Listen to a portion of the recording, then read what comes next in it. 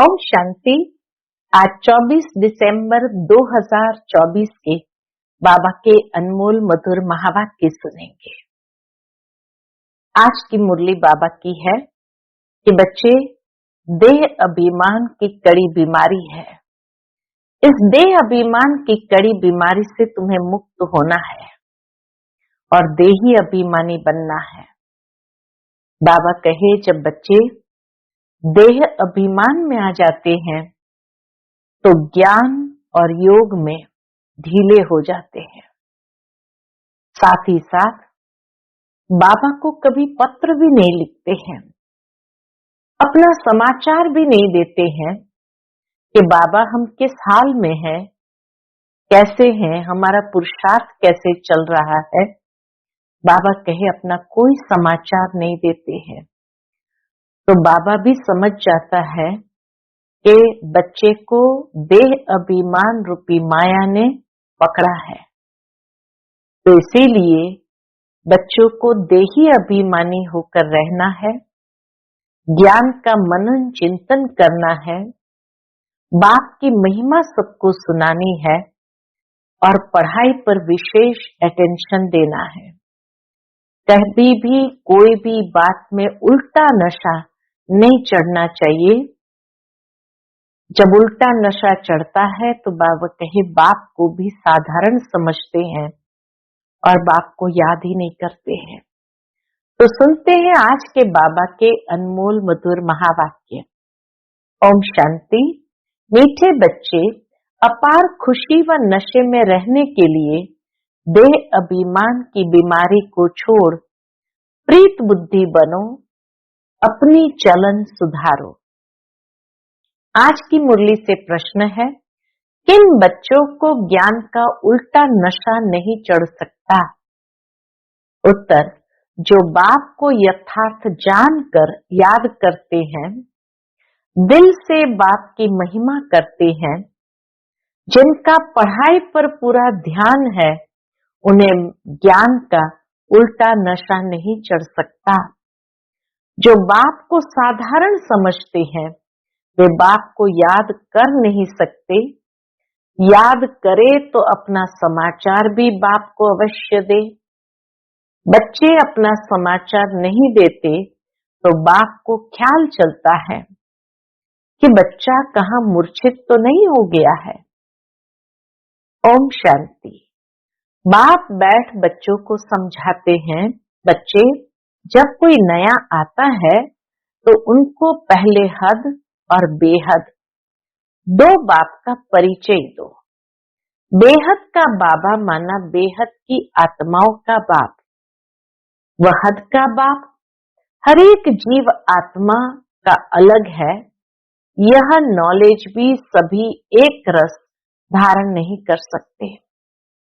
कोई 1%, कोई 95% धारण करते हैं। यह तो समझ की बात है। सूर्यवंशी चंद्रवंशी घराना होगा ना, राजा रानी तथा प्रजा। प्रजा में सभी प्रकार के मनुष्य होते हैं। प्रजा माना ही प्रजा। बाप समझाते हैं, यह पढ़ाई है। हर एक अपनी बुद्धि अनुसार ही पढ़ते हैं।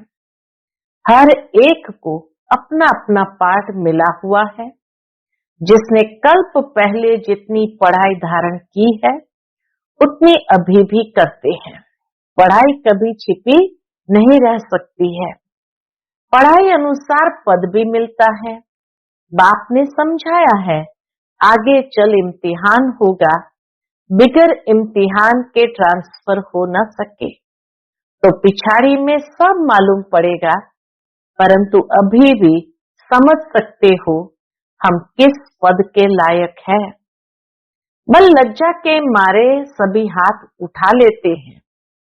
बाबा कहे, लज्जा के मारे सभी हाथ उठा लेते हैं, परंतु समझ सकते हैं ऐसे हम कैसे बन सकते हैं, फिर भी हाथ उठा देते हैं।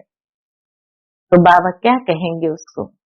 जानते हुए भी हाथ उठा देते कि हम ही लक्ष्मी नारायण बनेंगे, हम ही श्रेष्ठ पद के लायक बनेंगे, तो बाबा कहे यह भी अज्ञान ही कहेंगे।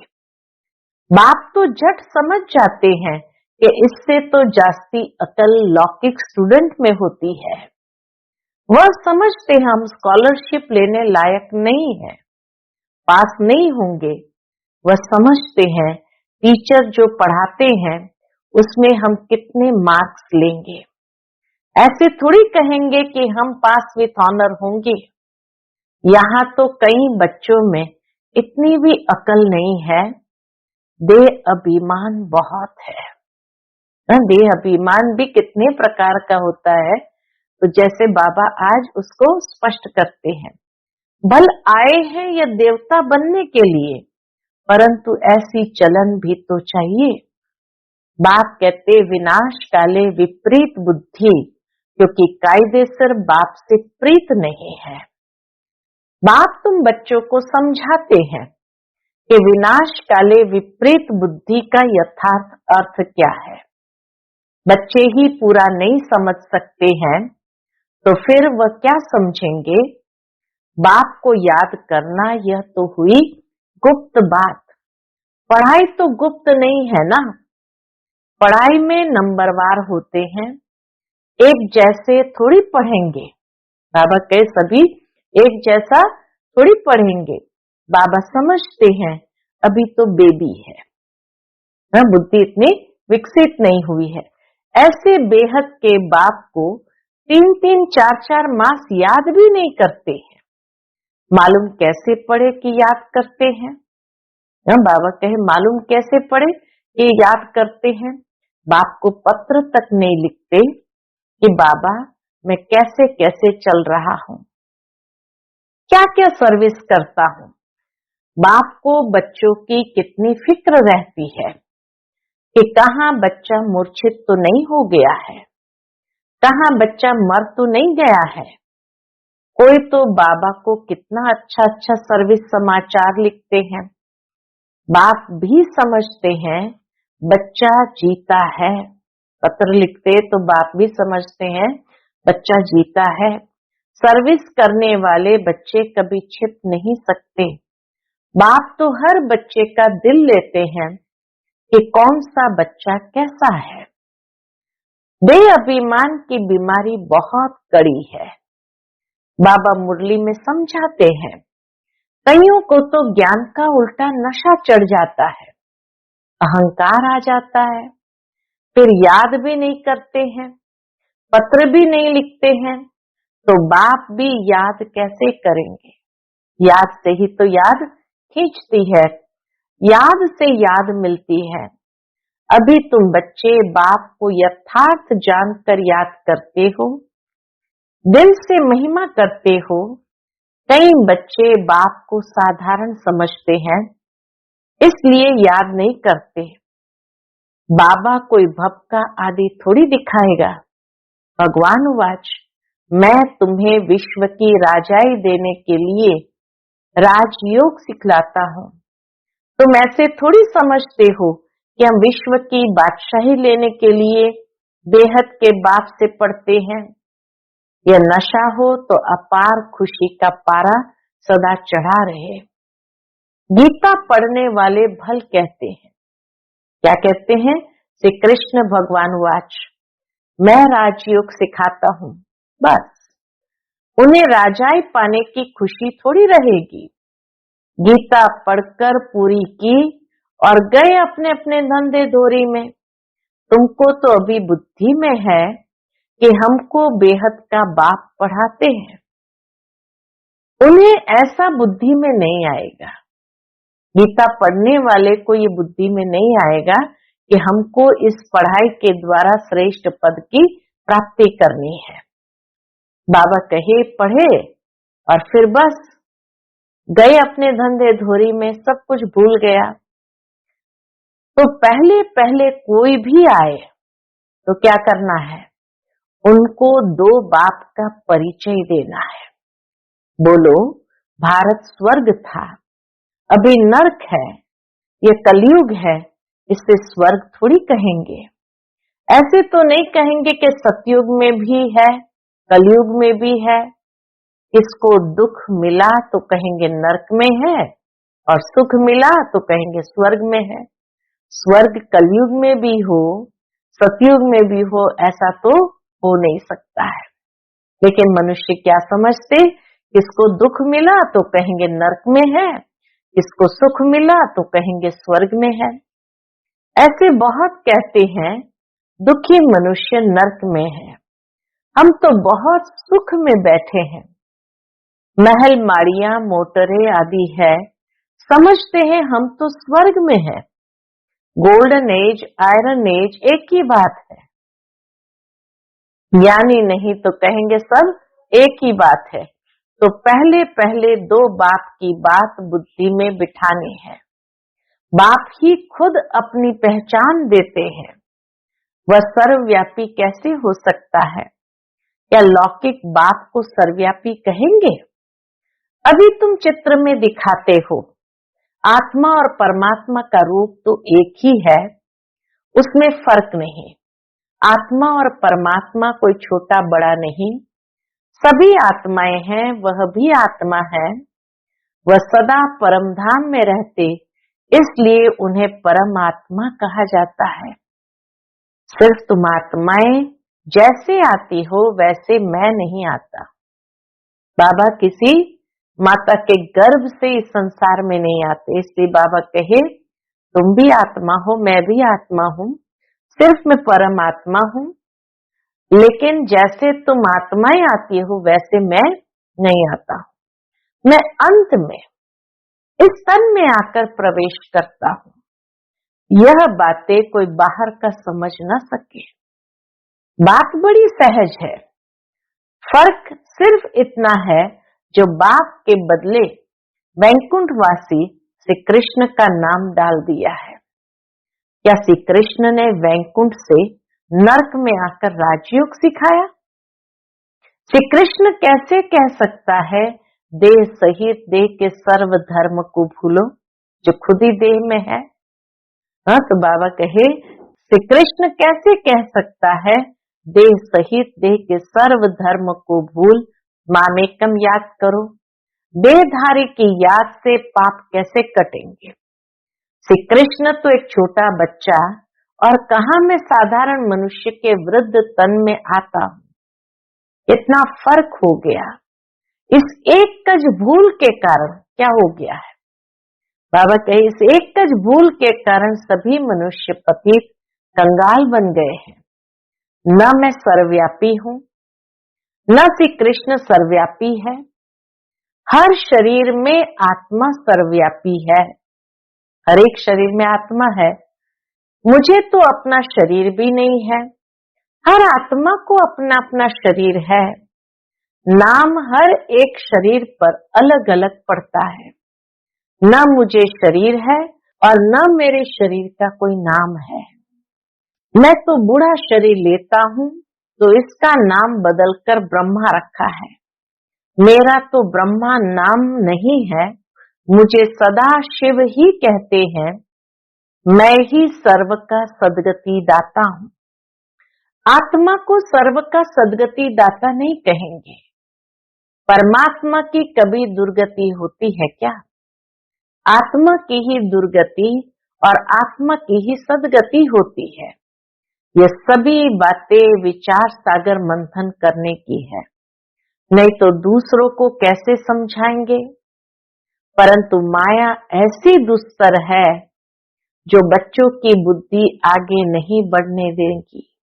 बाबा कहे माया ऐसी दुस्तर है जो बच्चों की बुद्धि आगे नहीं बढ़ने देती। दिन भर झरमुई झरमुई में ही अपना टाइम वेस्ट कर देते हैं। दिन भर क्या करते हैं? दिन भर बाबा के झरमुई झरमुई में टाइम वेस्ट कर देते हैं। बाप से पिछाड़ी के लिए माया कितना फोर्स करती है। फिर कई बच्चे तो टूट पड़ते हैं। बाप को याद न करने से अवस्था अचल अडोल नहीं बन पाती।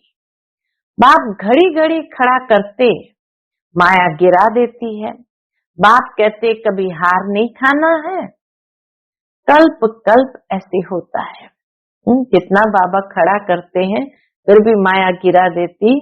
इतना बाबा समझाते बच्चे हार नहीं खाना है, लेकिन कल्प कल्प ऐसा होता है, कोई नई बात नहीं। माया जीत अंत में बन ही जाएंगे, रावण राज्य खलास तो होना ही है, फिर हम नई दुनिया में राज्य करेंगे, कल्प कल्प माया जीत बने हैं। अनगिनत बार नई दुनिया में राज्य किया है। बाप कहते हैं बुद्धि को सदा बिजी रखो तो सदा सेफ रहेंगे। इसको ही स्वदर्शन चक्रधारी कहा जाता है। बाकी इसमें हिंसा आदि की तो बात ही नहीं है। ब्राह्मण ही स्वदर्शन चक्रधारी होते हैं, देवताओं को स्वदर्शन चक्रधारी नहीं कहेंगे। पतित दुनिया की रस्म रिवाज और देवी देवताओं की रस्म रिवाज में बहुत अंतर है। मृत्यु लोक वाले ही पतित पावन बाप को बुलाते हैं, हम पतितों को आकर पावन बनाओ, पावन दुनिया में ले चलो। तुम्हारी बुद्धि में है आज से 5000 वर्ष पहले नई पावन दुनिया थी, जिसको सतयुग कहा जाता है। त्रेता को नई दुनिया नहीं कहेंगे, बाप ने समझाया है, वह है फर्स्ट क्लास, वह है सेकंड क्लास। सतयुग है फर्स्ट क्लास, त्रेता है सेकंड क्लास। एक एक बात अच्छी रीति धारण करनी चाहिए, जो कोई आकर सुने। बाबा कहे इतना अच्छी रीति से धारण करो, जो आपकी बात कोई आकर सुने तो वंडर खाए। कोई कोई वंडर भी खाते हैं, परंतु फुर्सत नहीं जो पुरुषार्थ करे। फिर सुनते हैं पवित्र जरूर बनना है। ये काम विकार ही मनुष्य को पतित बनाता है।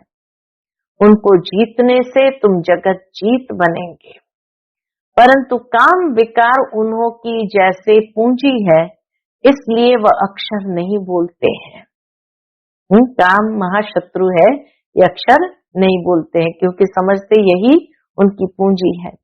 सिर्फ कहते हैं मन को वश में करो, लेकिन मन अमन तब हो जब शरीर में नहीं हो, बाकी मन अमन तो कभी होता ही नहीं। देह मिलती है कर्म करने के लिए, तो फिर कर्मातीत अवस्था में कैसे रहेंगे? कर्मातीत अवस्था कहा जाता है मुर्दे को, देह से न्यारा।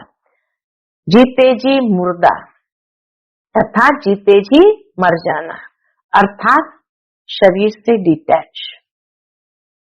कर्मातीत अवस्था माना ही शरीर से एकदम डिटैच, न्यारा हो जाना। बाप तुमको शरीर से न्यारा बनने की पढ़ाई पढ़ाते हैं। शरीर से आत्मा अलग है, आत्मा परमधाम की रहने वाली है, इस दुनिया की रहने वाली नहीं है। आत्मा शरीर में आती है तो उसे मनुष्य कहा जाता है। शरीर मिलता ही है किस लिए? कर्म करने के लिए। एक शरीर छोड़ फिर दूसरा शरीर कर्म करने के लिए लेना है। शांति तो तब हो जब शरीर में नहीं है। मूल वतन में कर्म होता नहीं, इसलिए वहां सब शांति में बैठे। सूक्ष्म वतन की तो बात ही नहीं। सृष्टि का चक्र यहाँ फिरता है। बाप और सृष्टि चक्र को जानना, इसको ही नॉलेज कहा जाता है। सूक्ष्म वतन में न सफेद पोषधारी, न सजे सजाए, न नाग बलाएं पहनने वाले शंकर आदि ही होते हैं। न सफेद वस्त्रधारी, बाबा कहे सूक्ष्म वतन में न सफेद पोषधारी, न सजे सजाए विष्णु की तरह, या न नाग आदि पहनने वाला शंकर होता है। बाकी ब्रह्मा और विष्णु का राज बाप समझाते हैं। ब्रह्मा सो विष्णु, विष्णु सो ब्रह्मा, ये राज बाप समझाते हैं। ब्रह्मा यहाँ है, विष्णु के 2 रूप भी यहाँ है। वह सिर्फ साक्षात्कार का पार्ट ड्रामा में है, जो दिव्य दृष्टि से देखा जाता है। क्रिमिनल आंखों से पवित्र चीज दिखाई न पड़े। क्रिमिनल आंखें है तो पवित्र चीज वहां दिखाई नहीं पड़ती है, क्योंकि इस समय है ही सब अपवित्र अशुद्ध। अच्छा, मीठे मीठे सिकिलते बच्चों प्रति माता पिता बाप दादा का याद प्यार और गुड मॉर्निंग। रूहानी बाप की रूहानी बच्चों को नमस्ते। हम सभी रूहानी बच्चों की रूहानी माता पिता बाप दादा को याद प्यार, गुड मॉर्निंग और नमस्ते नमस्ते। शुक्रिया बाबा, शुक्रिया। आज की मुरली से धारणा के लिए मुख्य सार है। पहली पॉइंट, अपने आप को सदा सेफ रखने के लिए बुद्धि को विचार सागर मंथन में बिजी रखना है। स्वदर्शन चक्रधारी बनकर रहना है। झरमुई झरमुई में अपना समय नहीं गंवाना है। दूसरी पॉइंट, शरीर से डिटैच रहने की पढ़ाई जो बाप पढ़ाते हैं वह पढ़नी है। माया के फोर्स से बचने के लिए अपनी अवस्था अचल अडोल बनानी है। आज का बाप दादा का मधुर वरदान हम बच्चों के प्रति है। ब्रह्मा बाप समान लक्ष्य को लक्षण में लाने वाले प्रत्यक्ष सैंपल बन सर्व के सहयोगी भव। ब्रह्मा बाप समान लक्ष्य को लक्षण में लाने वाले प्रत्यक्ष सैंपल बन सर्व के सहयोगी भव। जैसे ब्रह्मा बाप ने स्वयं को निमित्त एग्जाम्पल बनाया, सदा ये लक्ष्य लक्षण में लाया, जो ओटे सो अर्जुन, इसी से नंबर 1 बने। तो ऐसे फॉलो फादर करो। कर्म द्वारा सदा स्वयं जीवन में गुण मूर्त बन, प्रत्यक्ष सैंपल बन, औरों को सहज गुण धारण करने का सहयोग दो। इसको कहते हैं गुणदान। दान का अर्थ ही है सहयोग देना। कोई भी आत्मा अब सुनने के बजाय प्रत्यक्ष प्रमाण देखना चाहती है, तो पहले स्वयं को गुण मूर्त बनाओ। आज का स्लोगन है, सर्व की निराशाओं का अंधकार दूर करने वाले ही ज्ञान दीपक है। सर्व की निराशाओं का अंधकार दूर करने वाले ही ज्ञान दीपक है। शाह ओम शांति।